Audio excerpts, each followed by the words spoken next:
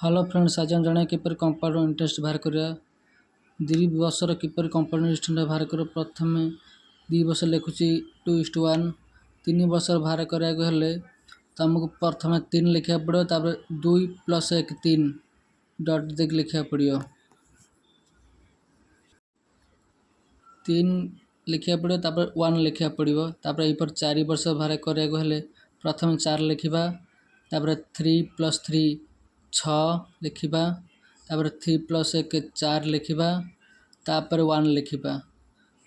5 वर्ष बाहर कराया हेले प्रथम 5 लिखा, 5 पर मिसेबा 6 + 4 10 लिखा, तापर 6 + 4 10 लिखा, 4 + 1 5 लिखा,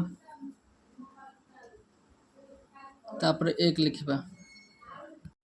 6 वर्ष बाहर कराया हेले प्रथम 6 लिखा, तापर 5 + 10 15 लिखा, तापर 10 + 10 20 लिखा, तापर 10 + 5 15 लिखा, तापर 5 1 6 लिखा, तापर 1 लिखा।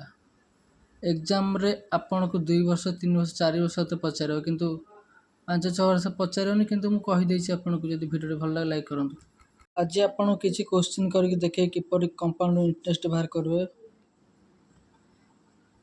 4000 रे 10% सुध रे 2 वर्ष रे केते कंपाउंड इंटरेस्ट हबो, मु आपन को बाहर कर देखेबी।